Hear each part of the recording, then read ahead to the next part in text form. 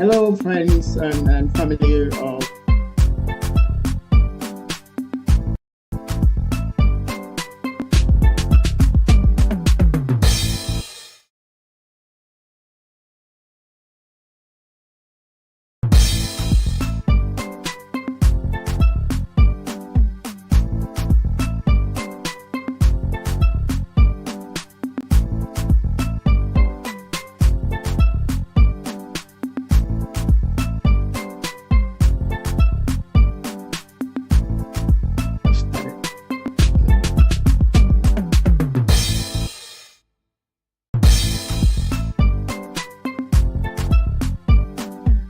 Hello, slow parenting family from across the globe. Thank you so much for joining us for another exciting and educative episode of the Slow Parenting live tuner podcast on Nostalgia Media via YouTube. Thank you for joining. My name is Richie Adewusi. It's that time again, 2 p.m. Eastern Standard Time, US and Canada, and 7 p.m. Nigeria time, including West Africa time, including Nigeria. Sorry about the mix-up. Okay, so today we are looking at the issues still surrounding parenting and discipline, specifically looking at parenting gaps. Today we are zeroing in on the issues around emotional intelligence for your children. Don't get scared. Don't when people hear emotional intelligence, they take off or dodge under the table. And I should just maybe try to simplify it by saying, generally, there are things you already know about, some you already practice, but you've just not intentionalized them, and then you've not structured them into your daily habits by ensuring that they are as regular as they ought to be at home. Okay, one major issue area of emotional intelligence is something that we've been open about different episodes of this program, which was actually our major focus last episode, which is the issue of boundary setting. Boundary setting is very key in the issues around emotional intelligence. Okay, so don't say, "Whoa, yes, it's scientific." Well, at the same time, what is science? Science is everything you see every day around you every day. But then some people, under different names, different, if you like, professional fields, have structured everyday things from biology to physics to after arithmetic to chemistry into life issue areas and bottle them up. So the social sciences, behavioral sciences, you look at the issues around emotional intelligence, just soft skills and decisions making and all of those put together. So don't be afraid, okay? I just said all of those to try to make you feel good. I hope I succeeded, okay, in doing that. So as we proceed, you will discover that these are things, some of things you're already practicing, but then you just not paid enough attention to them, okay? And what we try to do here is to try to simplify them, not make them simplistic, okay? But to simplify them for you to be able to practice and intentionalize and put structures and persona, if you like, into them. Sorry. No, we don't need this. Okay. As always, I'm not alone, okay? I have been alone for a few episodes now, okay? By design, actually, okay? By design, I must tell you that, okay? By choice. I've been alone for a few episodes, and especially in this series on discipline and parenting. But today, we made an exception to that, and that exception is going to continue for the remaining parts of this season before we head into next season to look at another major issue area in parenting. So, while saying hello to our friends on TikTok, thank you. As always, I'm not abandoning you. Welcome. Thank you, Just Lovely 09. Thank you for joining on TikTok. Thank you, guys. As you join us on TikTok, please kindly remember to gently tap on the screens of your devices to like the stream, to support us, okay? Subscribe to our YouTube channel to also subscribe to support us. YouTube channel is the Slow Parenting podcast, or you could just go to Richie Adewusi TV. Subscribe, the same thing, but specifically the Slow Parenting podcast live stream on YouTube. You could subscribe. Okay, so I'm introducing today. It's not this. It's a very popular face that you have missed. Yeah, I have received a number of inquiries. What happened? Why is this person? Why is this other person today? Well, Tony is back. Tony Phyllis Wiggins. We left her out because she was so wrapped up. She climbed the 6th floor. Okay, sorry, I'm announcing to the world, but then you didn't hide it. You had videos online and all of that. So Tony just arrived at the 6th floor. So she's been celebrating, and if you understand people like us, our celebrations are not usually self-focused parties. No, yeah, okay. I can tell you that Tony Wiggins, Phyllis Wiggins is like that. She's been one activity and the other in empowering young people and families as part of her celebration. So it wasn't that she was doing a one-bear party and dancing. But then let me also say this before you hear her voice. Don't worry, I know you're itching to hear her voice. Let me say this. Tony knows how to enjoy herself, even at work. I can assure you of that. Tony, do you want us to show them proof now? Let me show you why he's booking down. Working, enjoying herself. So what's the moral in that? Do what you need to do, but enjoy yourself. Take life easy, okay? Take life easy. Enjoy what you do. I tell people, usually in those days, my team would, interview new team members. The last portion of that process is always for me to have a chat with the team member or the team members that I just joined. And the first thing I said to them is, look, if you are not going to enjoy what you are coming here to do, please don't join us. Okay? Don't take it as, oh, wow, it's another Monday. Oh, God. No. If you are not going to enjoy what you are coming here to do, don't join us. So Tony enjoys what she does. I've seen a lot of proofs for that. I don't have her permission to show you. I don't have a permission to show you. So Tony, welcome. Thank you so much for having me back. Just to add to what you said, we are not here to exist. We are here to live, and we've been given just one lifetime to live life. So if you are just here existing, I'm here to disappoint you that you are actually wasting a lot. So you need to live life one day at a time and making sure that you keep putting your footprints in the sands of time. So thank you for having me back. And it's so good to be on this floor. Wow, I'm excited. Footprints on the sand of time. Well, I will rephrase that actually. Is your footprints now on the digital canvas? Yes. The sand thing can be covered up. The sand thing, waves and forest can cover it up. But on the digital canvas, it remains there. Even when you have forgotten you left any footprints there. At the appropriate time, people will show you, see your footprint here. Okay.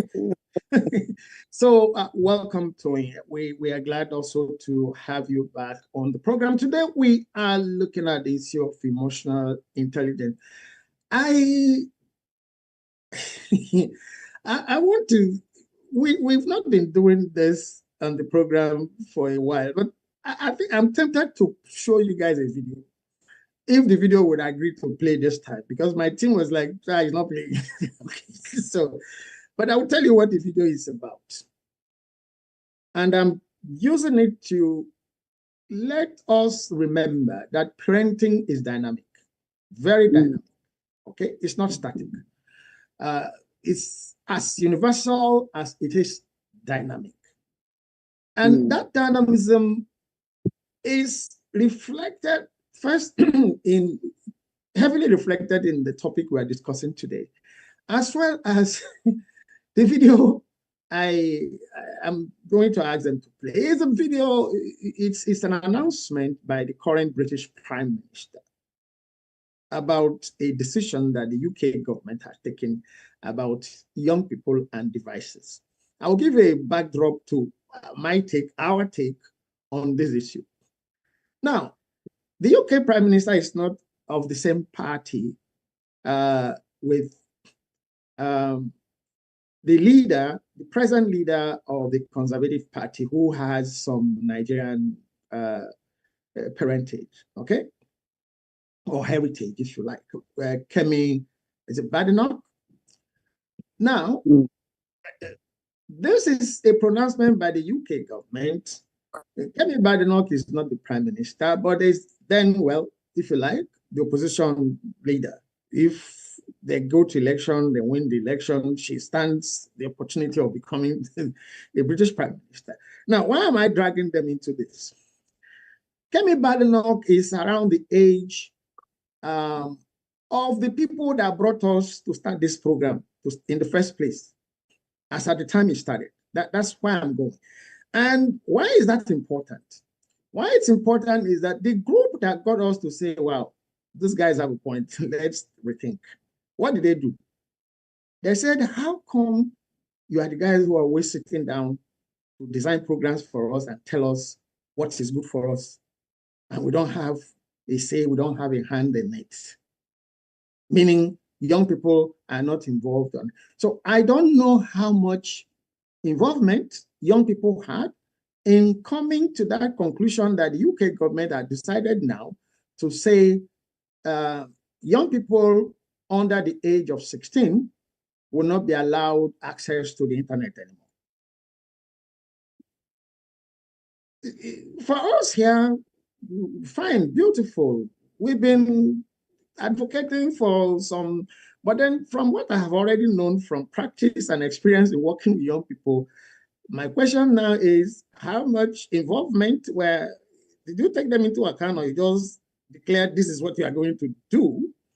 I don't think the UK government would have done. I think probably consultations would have happened, yet it's not going to exclude or remove the fact that some young people will throw tantrums over it. And that is why I'm bringing it back into today's emotional intelligence, program.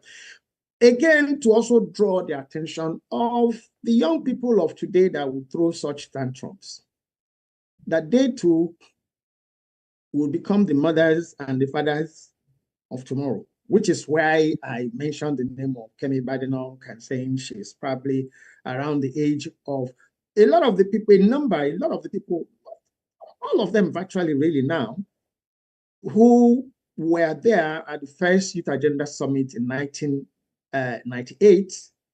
1998 to this time is how many years? Okay, so if you look at how old Kemi Badenoch was in 1998 and the time between 1998 and now, so you know what I'm saying. So it's people her age, because we had people who were in college already who were part of that program, okay, who are themselves parents. Now, some of them are grandparents now, okay? So parenting is dynamic. So when you are kicking against something, just know that that's what you see now. Then somewhere down the road, you too will come to see what the people now have seen, okay? To arrive at where you are saying you are infringing on our rights, okay? That's my whole point. And that's, if you like, an introduction. Guys, could you just play me that clip of Prime Minister Starmer of Great Britain, of the UK, sorry,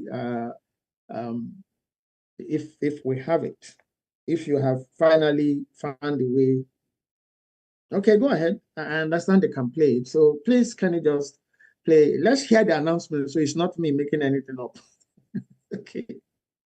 Today is a big moment for our country. This is a big step, real change for our children and our future. Because today I can announce that the government will ban access to social media for all children under the age of 16.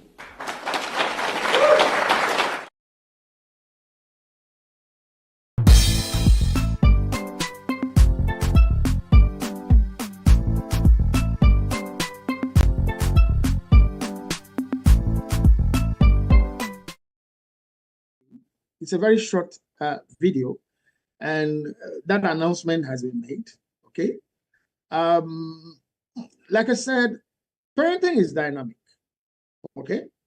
But from what we know today, which we have known, like I said, from the beginning of starting this whole project, it's important to seek the opinions of young people when you're designing, when you're about to take decisions that are going to involve them, whether at the family level or at the national level. Okay, let it always be. So I just found out that this announcement has been made. We've not had time to check how much young people were involved in arriving at it. But I know there are so many brilliant people that would have been behind this. So it would have taken years, would have taken some research. They would have, So I don't think the young people won't have involved. But yet, there will be some tantrums in some homes. So today we are about helping you help them, okay? Help the young people, help your children and young people cope with some of such upsetting, if I must say that, upsetting decisions or discoveries or outcomes, unexpected outcomes or contrary outcomes from their expectation. So, Tony, I come to you now. What's your take on that pronouncement by the UK government? There's two ways to look at that. I'm just hearing that from you. I've not been privy to the information, but I also know that there's a country in the West that has also put a ban on the social media in schools so that the children can concentrate on their schoolwork. Sometimes they overuse this instrument and it becomes a hindrance. And sometimes they use it for schoolwork. So there must be a balance. If there is no balance, that's where the problem will come from. Because if they are giving them assignment in school and they need to be on the internet to solve the problem that they have been given in school, and now you have put a ban on them trying to solve for those information, then there's going to be a problem. But if you are putting a ban on a part of the way they should solve the internet, I think that's what they should have done. Like maybe put some checks and balances so that they don't do some things that they don't need to do on the internet. I've seen some children watch some stuff on internet and they try to play it out in real time. For example, computer games where they kill people, and then those children are actually thinking it's a real life event, and they're trying to replicate what they have seen on the internet. So if they are putting a policy in place for the children to be controlled when it comes to what they watch on the internet, it's a different thing. But putting a blanket on them not to go on the internet at this 21st century, it's a setback for the young people. That's my take on that. Thank you so much, Tony. I think the pronouncement is actually about social media. Okay, social media is just a fraction, if you like, a percentage, if like a part of what happens on the internet. Like I said, I believe they must have little research. And to your take on this, not just one, several other governments have put restrictions on young people and use of the internet, not just social media, really, in some of those governments. The difference with this one is that some of those other countries are countries, if you like, that are termed authoritarian governments and all of that. So they just make pronouncements, and then you obey them.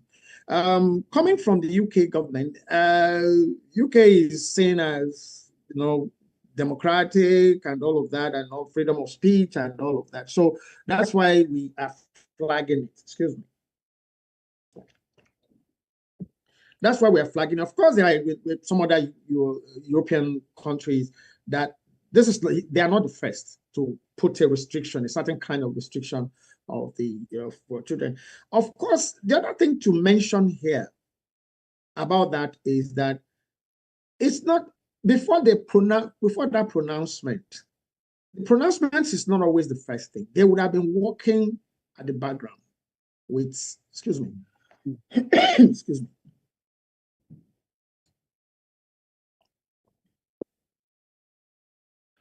They would have been working at the background with tech companies, okay, to develop,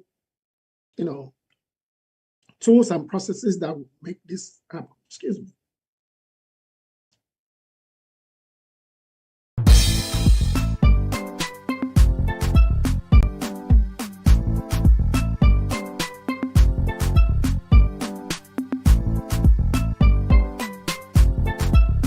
Sorry about that. Like I was saying, they would have been working, with tech companies and other such partners, okay, to come up with, like you rightly said, the internet plays a huge role in education globally now, okay? So I don't think it's a blanket kind of restriction. And then also note that it's before the age of 16.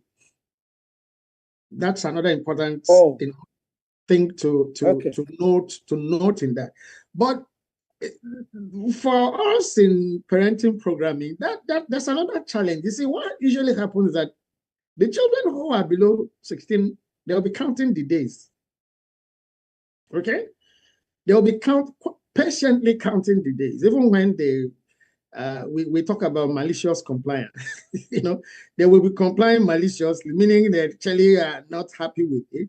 And they'll be counting. Then the next thing we hear is, Mom, I'm 16. Dad, I'm 16. Okay? Yes, go ahead, Tony. Or even before that, there are a lot of parents that use the computer to shut their children up so they can rest a little.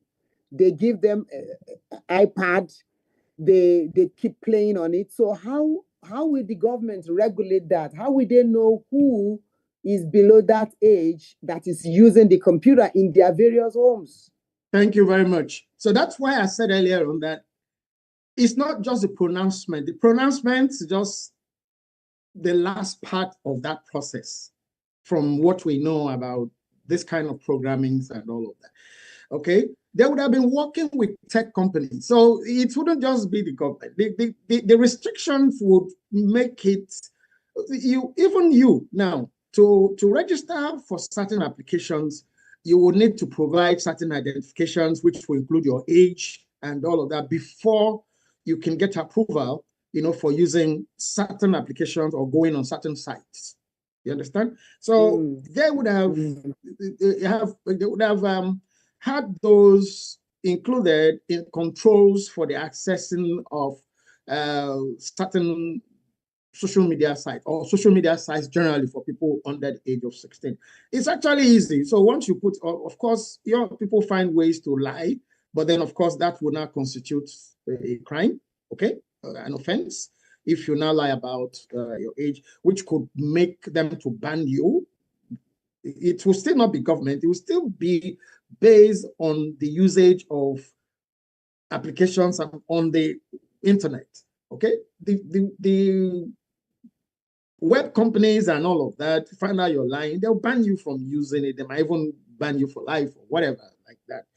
Okay, so yeah, that's, if you like, an intro to all of it. We're talking emotional intelligence. So when you hear the expression emotional intelligence, especially when you say emotional intelligence for your children, what's the first thing that comes to your mind?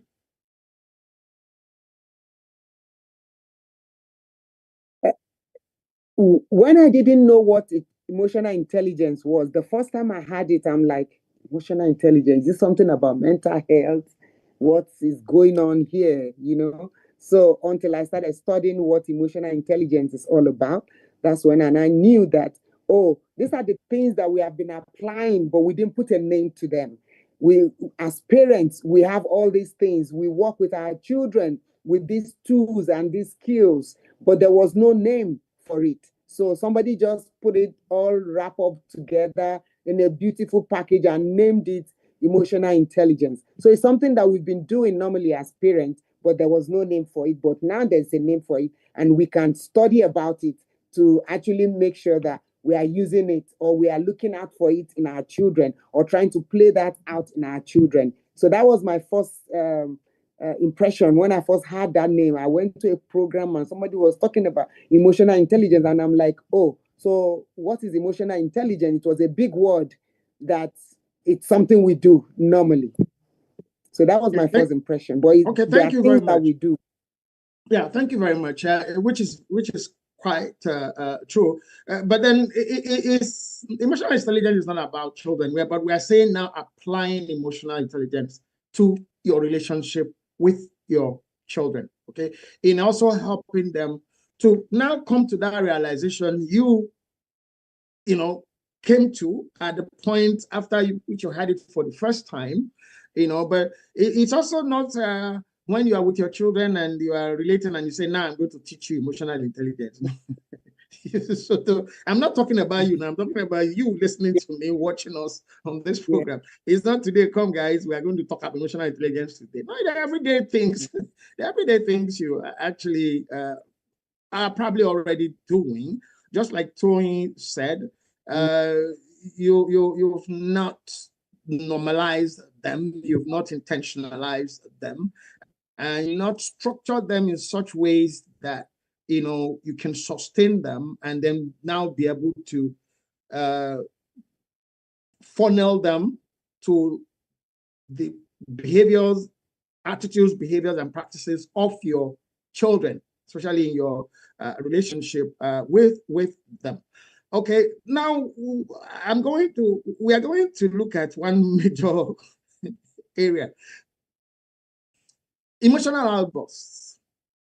We just discussed something. We just started this program today with something that would create lots of emotional outbursts in the UK with children who are below 16. A lot of tantrums are going to happen over that announcement. You can trust that. Now, so as parents, now what are you supposed to do? Okay.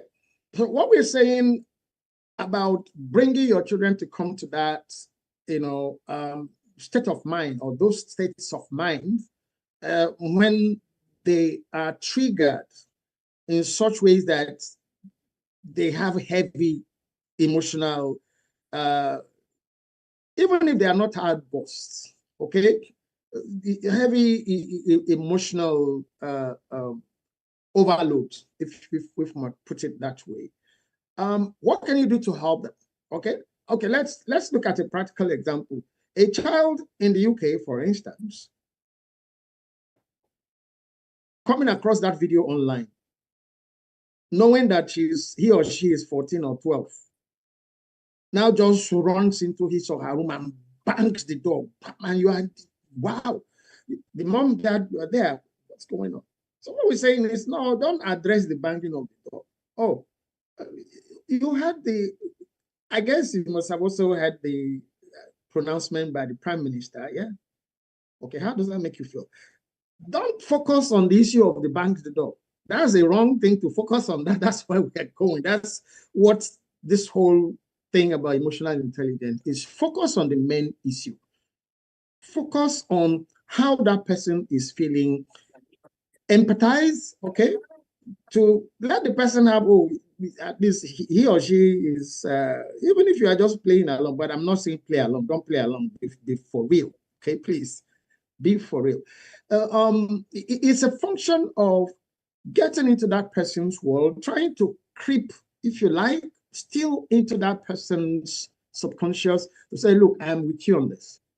How does that announcement make you feel? And you discuss it. At the end of the day, the child will feel like, oh, mom understand. And then you make the child feel, well, good. At the end of the day, relieved. That's feels good, I'm saying. Well, it's not forever, okay? And it's not about your schoolwork, okay? And is maybe, okay, you are 12 now. Well, in a couple of years' time. But mom, a couple of years is when I'm 14. Well, I said well, okay, in some years' time.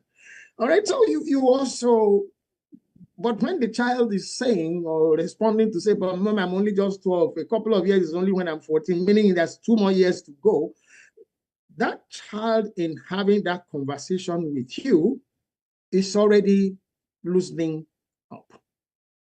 Okay? Yeah. She already feels I can talk about this. I can talk about my feelings freely at home. It's not somebody comes to say, I had you. If you dare bang the door, if I dare see you hear you bang the door in this house again, you will find out whether you should have built this house or you are the ones paying the rent. Wrong number. Wrong number. The child might not say anything. Most of us have committed those crimes in the past. Okay. Oh, sure. Okay. But wrong number. It don't yield any positive.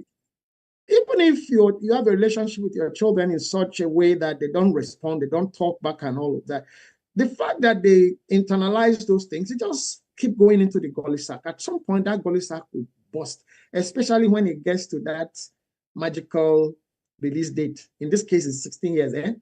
By the time they're getting to 15, close to their 16th birthday, you start hearing stories of, Mom, I will soon be 16. That's the only answer you'll be hearing. Mom, I will soon be 16. And once the 16th birthday happens, okay, means I'm free. But the challenges involving inappropriate content on social media end at age 16? Tony? Oh, no, not really. I wanted to add to what you just said, a child banging the door and all that.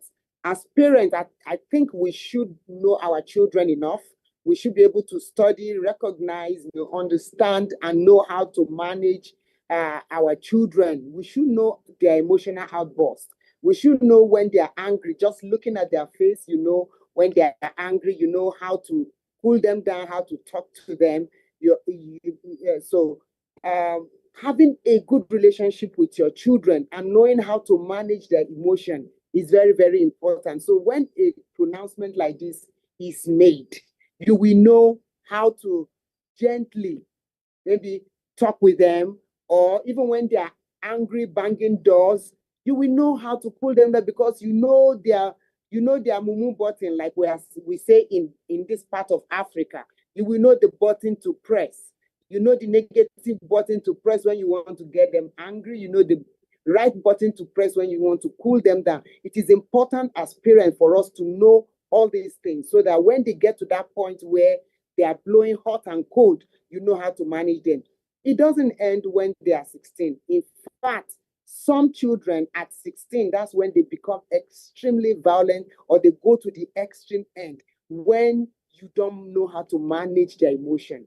But if you know how to manage their emotion from beginning, even if they are a very violent bunch, just constantly speaking with them, having, an heart-to-heart relationship and talking with them and cooling them down and just sharing generally, it will address some issues that they are not even verbalizing. There are some issues that is internalized they have not spoken to you about. But when you sit with them and you just generally pick on a lot of topics and you talk with them, you will hit a chord that they have not shared with you. And then you can cool them down without them even telling you, hi, mom, or hi, dad. You just said something profound now, but you have just answered a question that they have been begging for an answer for without them telling you. So it's important, number one, for us to recognize how to manage their emotion and how to know when they are angry or they are not angry. That's what all emotional intelligence is all about. And building a very strong relationship with them so that when they cross that Rubicon, when they get to 16, they will know what is right to do and what is right not to do. Because we have to teach them how to obey the government. Because not obeying the government can put them in jail. And if they go to jail, it affects you. So you have to know how to do all this so it doesn't start or end at 16. Thank you. Thank you so very much. And this 16 story is actually about the UK. Okay. So let's remember that it's not universal. It's not global. Okay. Let's we are remember looking that. at it because that is the example you brought. So that's no. I'm not. This is not about you. This is about people listening to us so that they understand that it's not a global rule. The UK does not rule the world. So each country have their own issues, but then we're using the UK pronouncement about about teenagers under young people under the children and young people under the age of 16 accessing the social media via the internet. The other thing here is, we have talked about boundary setting so many times. Now, one aspect of boundary setting that all of it is key, but one aspect that we want to highlight today is the issue of, Tony said, know your children, which is true. We have had a whole lot of episodes here talking about know your children. We actually have one particular episode that all we talked about is know your children. We also have a short video for that, what you need to do to get to know your children. Now, one aspect in the boundary setting enterprise is that before storms come, before emotional blowouts happen and all of that, when you have those nice family times and all of that, okay?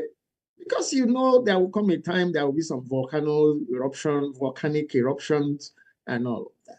Agree at one of those times on what should happen if somebody is feeling triggered at home over anything. Okay?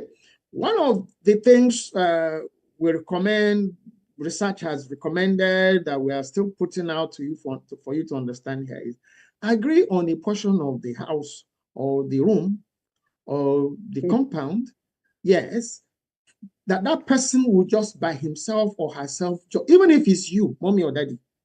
When we say boundary setting, we say everybody should be included, not only the children.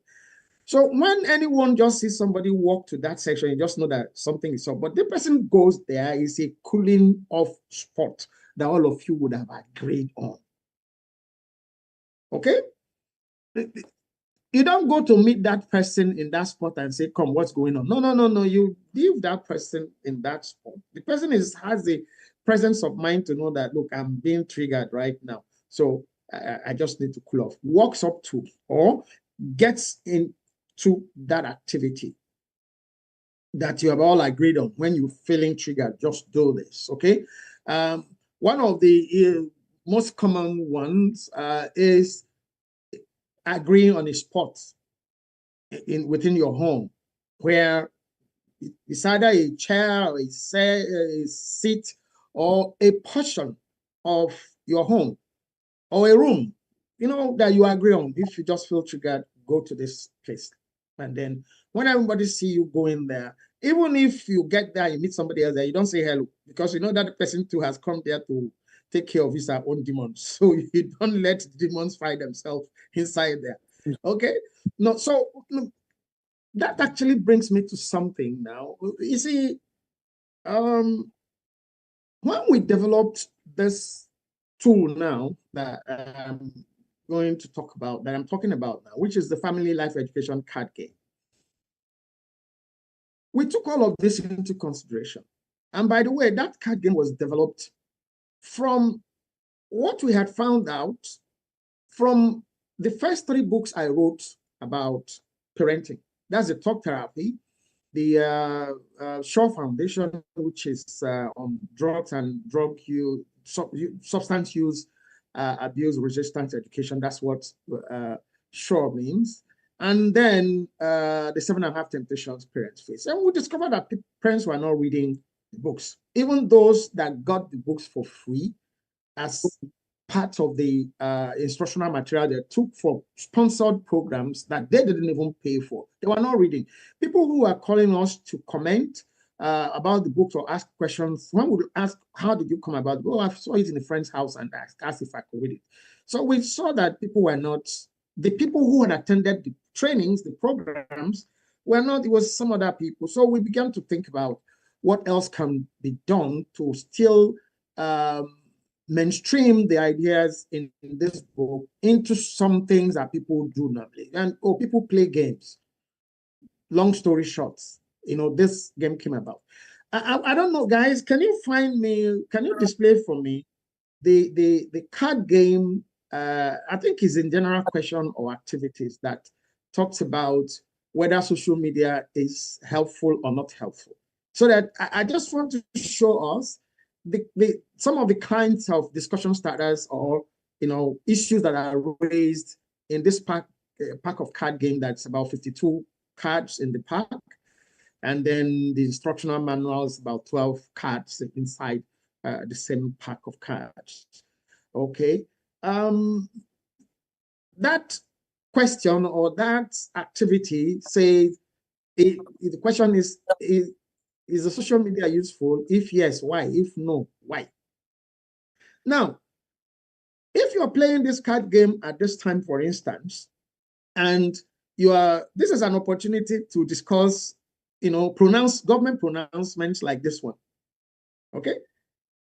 It gets you to know what your children know about the social media, what use they have put social media into, and then how this pronouncement, if you like, this ban is going to affect them or not affect them. So it helps you to clarify issues and also do your own little search, to let them what is covered and what is not covered. So that's the kind of,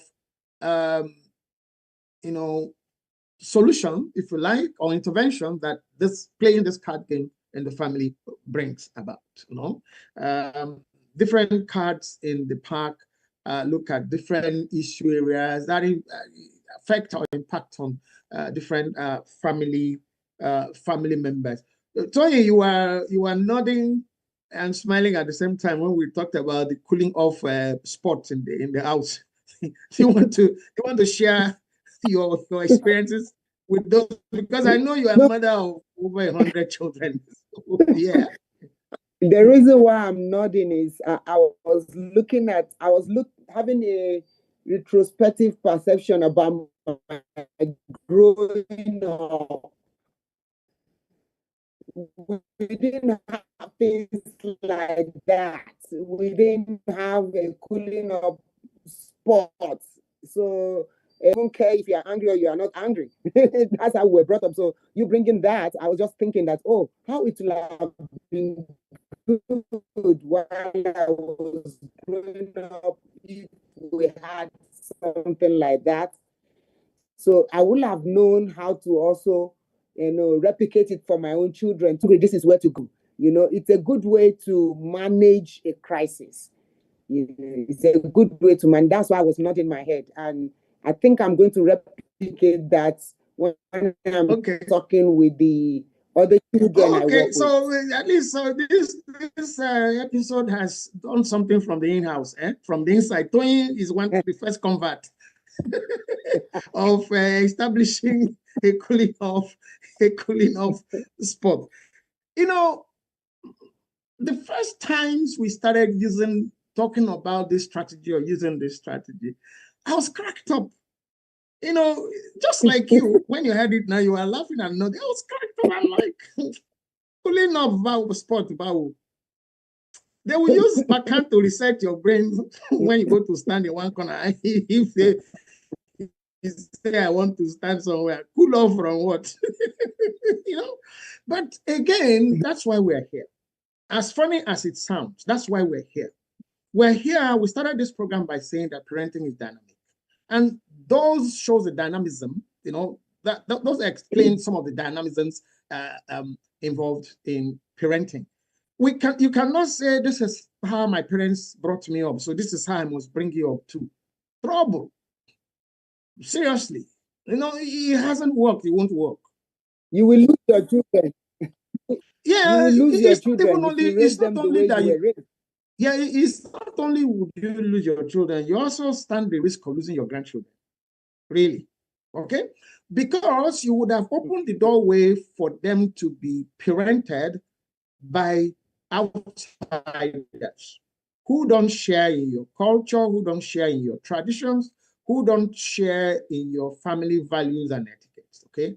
Or even the legal statutes of, often we've said about, we said things about getting your children to obey and abide by the legal statutes of the countries where you live in. Now, see what just happened in the UK, okay? So you get to let your children have that understanding. Well, this is now law, okay? And that means that you contravene it, there will be repercussions. So please don't. But then even for the government to make sure that that doesn't even happen in the first place, like we said, they would have been working with the tech companies to see how they can activate it, like from a central point that it's not even accessible. There's nothing you do, but there's always something for children and young people to do.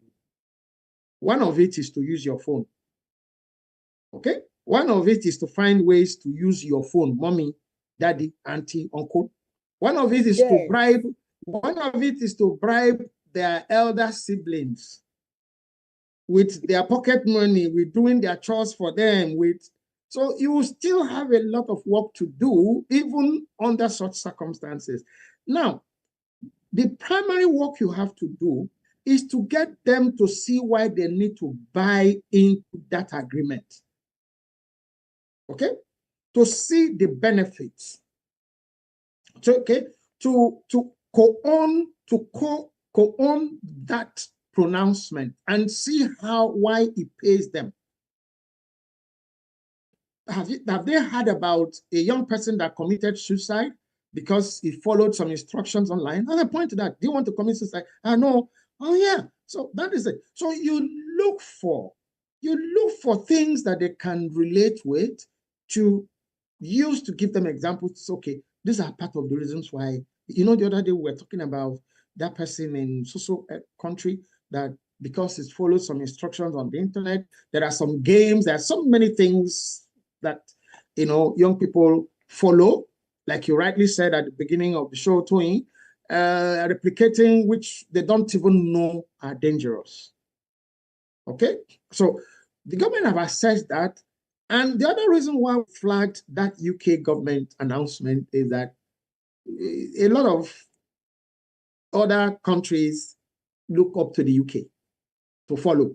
So you can expect that there would be replications of that pronouncement in different shapes and ways from countries that have close relationship with the UK government, especially when it comes to social services, educational services, and other such issues.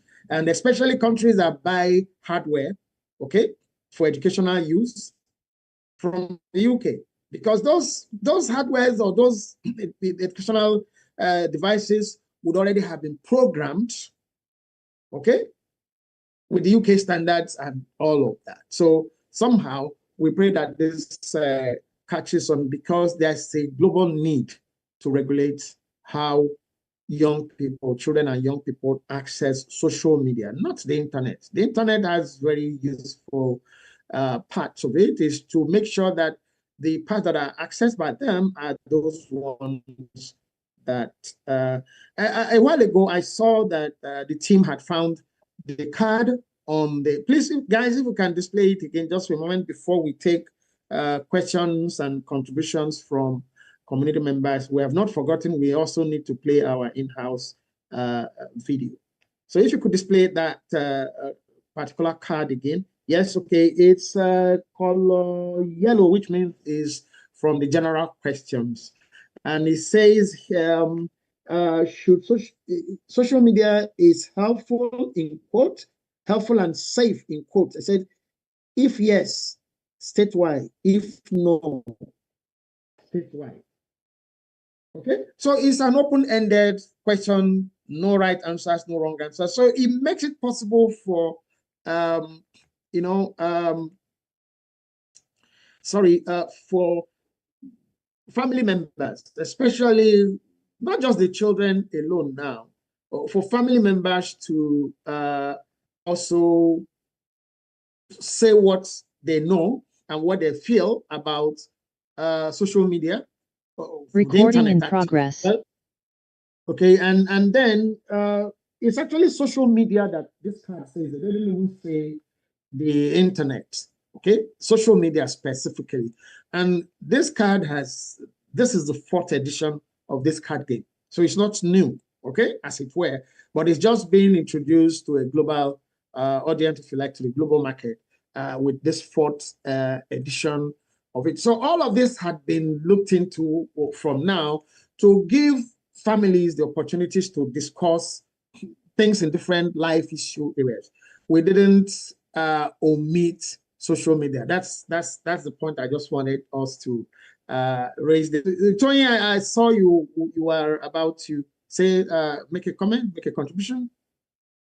I don't want to ask you any direct questions now, but I thought if you had anything to add, we are going to play the in-house video now, after which we just go into taking contributions from community members. We have burnt our time crazily. Okay. So, okay. Well, we'll have a lot more to say in the question and answer sessions. Okay, so let's just play the in-house video at this time. Then we'll come. Dear parents, of everything your children and young people will carry into adulthood, academic certificates, social skills, career ambition, the single greatest predictor of their resilience, mental health, and capacity for meaningful relationships is something most school curriculums never teach. It is emotional intelligence, and it is built or neglected inside your home, in how you respond to your children and young people's emotions every single day. This is episode 7 in our Parenting and Discipline series on the #Slow Parenting podcast, drawn from Dr. Richie Adewusi's upcoming book, Effective Parenting Strategies: The Power of Positive Discipline. Please subscribe now because this conversation is one of the most important in this series. Here are 5 ways to raise children and young people who feel deeply and think clearly. 1. Learn the difference between dismissing and validating their emotions. Dismissing sounds like, "Stop crying, it is not a big deal." Validating sounds like, "I can see you are really upset, let us figure this out together." For example, if your child or young person is devastated over a cancelled outing, instead of, "It is just a party," try, "I know you were really looking forward to this, and that is a big disappointment." Over time, validation teaches children and young people that their emotions are not too much, which builds the confidence to express themselves honestly rather than bottling things up. 2. Name what you observe before you respond. When your children and young people are in the grip of a strong emotion, commit to naming it out loud first. For example, if your child or young person slams a door after losing a game, say, "You seem really angry about how that game ended," before addressing the door. Naming the emotion interrupts the escalation and gives children and young people the vocabulary to understand their own inner world, a skill that serves them in every relationship they would have along their lives' journeys. 3. Stay regulated while their storm runs its course. Identify your personal regulation anchor, the one thing that brings you back to calm under pressure. For example, some parents use 3 slow breaths before responding, others step into another room for 5 seconds. Whatever yours is, name it and use it the next time a big emotion arrives, because children and young people learn how to manage their own emotions primarily by watching a calm adult model it for them. 4. Create a named safe space for big feelings. This weekend, sit with your children and young people and create a calm corner together. For example, a cushion in the corner of the living room with a soft toy and a drawing pad, named together as the reset spot. Established in a calm moment, it carries no shame when needed in a difficult one, and gives children and young people a tool they can use independently as they grow. 5. Debrief the emotion after the storm passes. Once your children and young people have returned to calm, return to the moment briefly with 3 questions. For example, after a meltdown over homework, ask, what were you feeling? What made it feel so big? And what might help next time? Keep it to 5 minutes, without judgment. This habit slowly builds the reflective ability to learn from emotional experiences instead of simply moving past them. These 5 practices, together build the emotional intelligence that no school curriculum could teach and no academic achievement could replace. Please join us on this week's live stream as we go deep into this chapter, and we genuinely want your questions on this topic. Thank you for watching. If this video is helpful, please like, share, and leave your thoughts in the comments section. Kindly share with other parents who are navigating this, and stay connected with the #SlowParenting podcast community. Please subscribe and turn on notifications so you never miss a new episode in this series.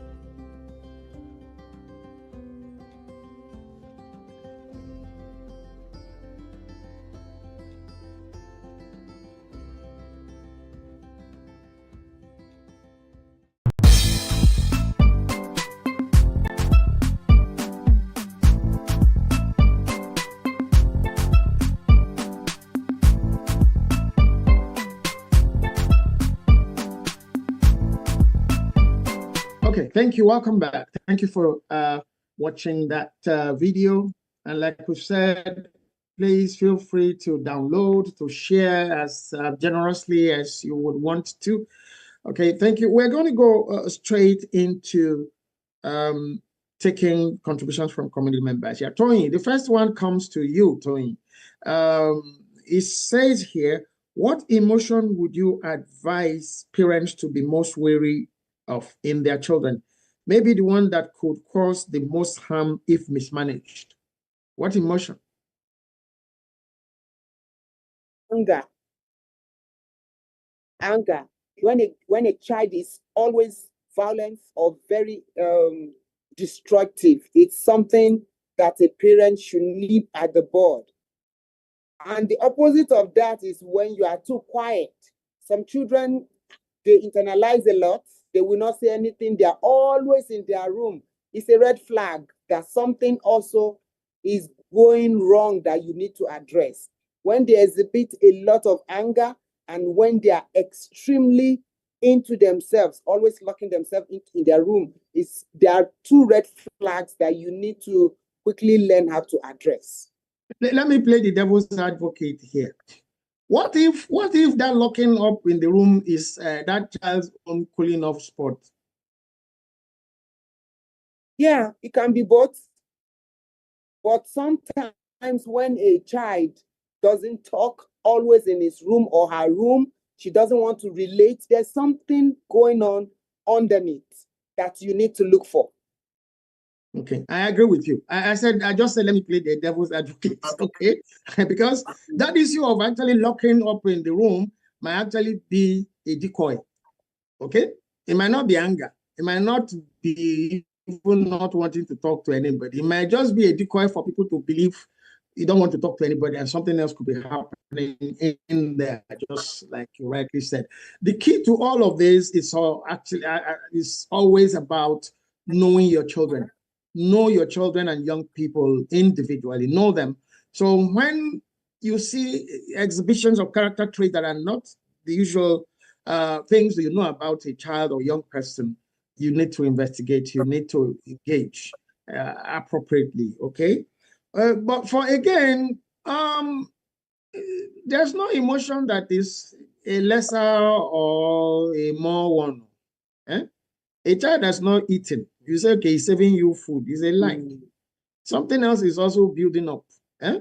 A child that says, I'm not going to church because I want to do my homework, it's also, and that continues as a pattern.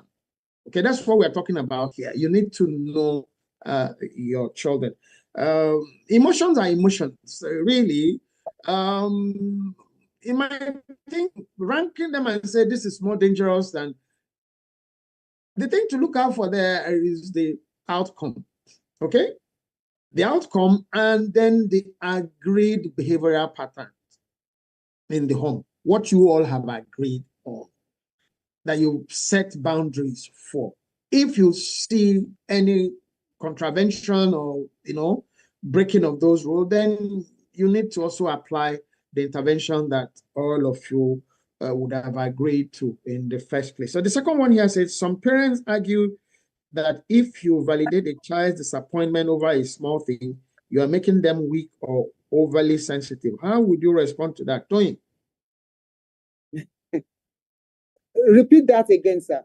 He said, some parents argue that if you validate a child's disappointment over a small thing, small in quotes, you are making them weak in quotes, or overly sensitive in quote. How would you respond to that criticism? Well, that's the reason why you need to know your children. You know where to draw the boundary. It's not that you are validating them or you are making them weak. If a child is feeling disappointed now, and you just leave he or she just to be disappointed without you telling them you are a royal priesthood, you've been set aside for signs and for wonders, so you can validate their importance, they will feel less than, because they look up to you. They want you to tell them some things that will make them know that they carry glory, or they are actually on the right path. So you have to know how to balance it. And it's not one size fits all. How I will raise my own children is different from how you will raise your children, because we have different backgrounds. I know how I view life, and the way you view life is different. So if I'm using a particular system, it might not be applicable to you, because maybe you don't have the kind of relationship I have with my children, and you cannot replicate it in your own family. This is why we come in. This is why this program comes in. The foundation is develop a communication relationship with your children at very early stage, from infancy. Okay, you don't let them as, okay, now they can't know yet. No. And again, of course, you also know that we always advocated, or we always keep advocating on this program, that relate with your children with your culture, your tradition, your family values, your family etiquette as backdrops. So like Tony is saying, but there are certain things that are universal, okay, in parenting, that you now have to bring those things to bear on. Knowing your children is one of those. Okay, no matter what your background, you have to know your children. And knowing your children is also knowing them as one size fits all. They are individuals.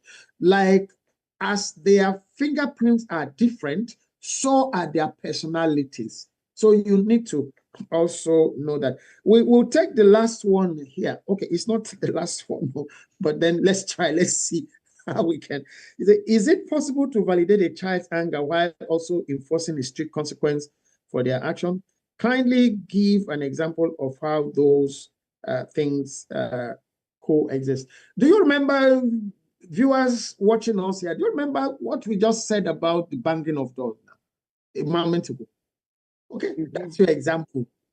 Of course, the banging of doors, you should not bang door in this house now, but you know that also this child does not bang doors. It's two things now.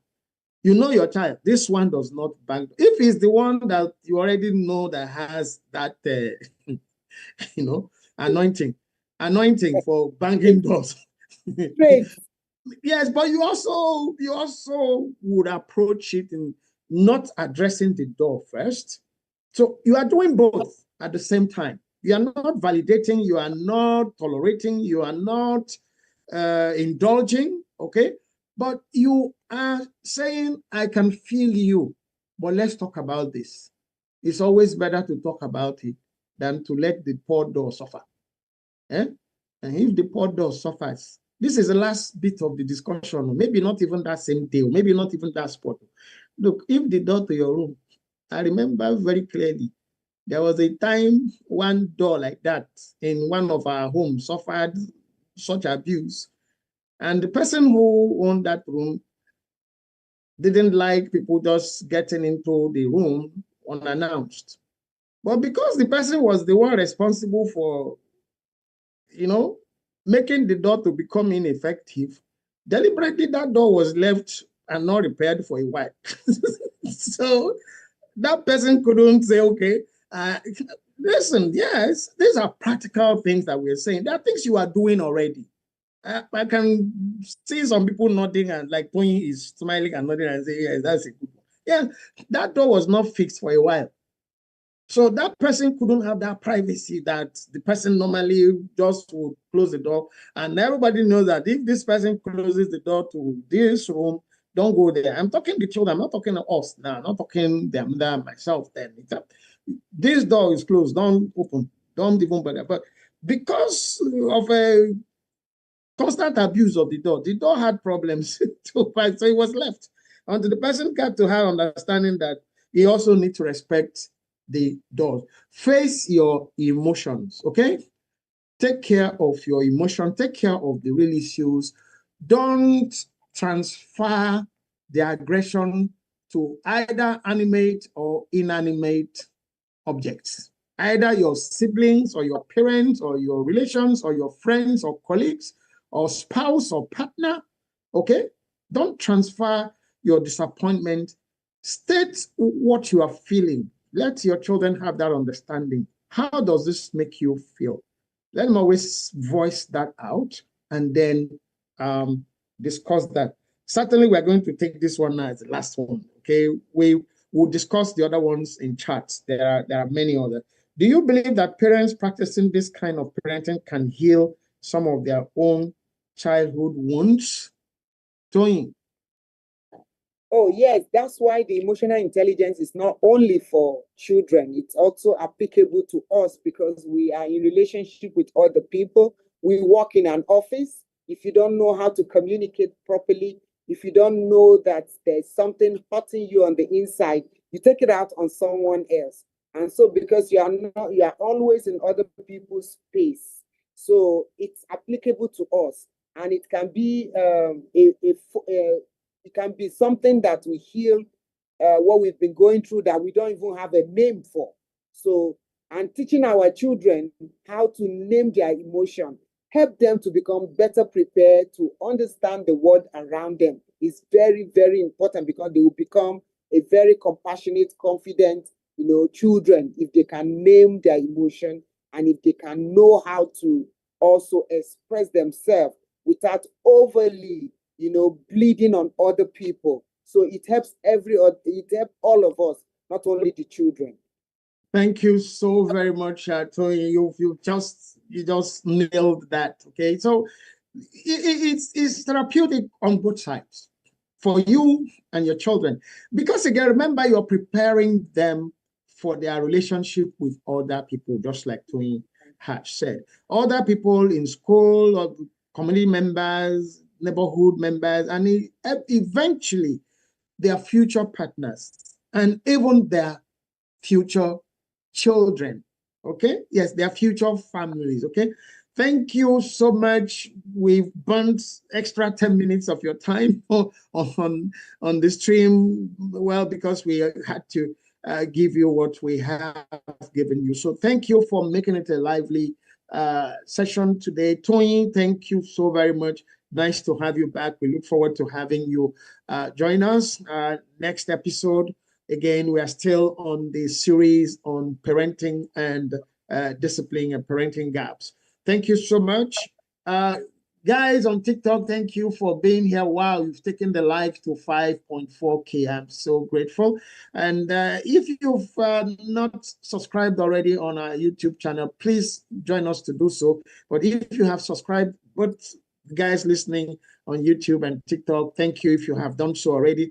And these books are scrolling behind me. Those of you on YouTube, you are looking at them, okay? Our newest baby that's been made available globally is the Family Life Education Card Game. You can find it on Shopify. You can find it on QPMN website, our store in that website, on that website. And you can scan on the QR code that you see on the screen, or you go to the description of this particular episode or any of the episodes on the channel at this time, you will find the links, okay? Make your orders. It's a very good gift you can give to families, especially families that need to have this kind of discussions that we're having here. Every family needs to have this kind of discussion that we're having here. So thank you very much. Thank you, Tony, for joining. Thank you. Okay. Thank you. So we'll see you on the rebound in the next one. Okay. Next episode. Thank you. Bye-bye. My name is Richie Adewusi, and that next episode is next Wednesday, 2 p.m. Eastern Standard Time, US and Canada, and 7 p.m. West African time, including Nigeria, on YouTube and TikTok. Bye-bye.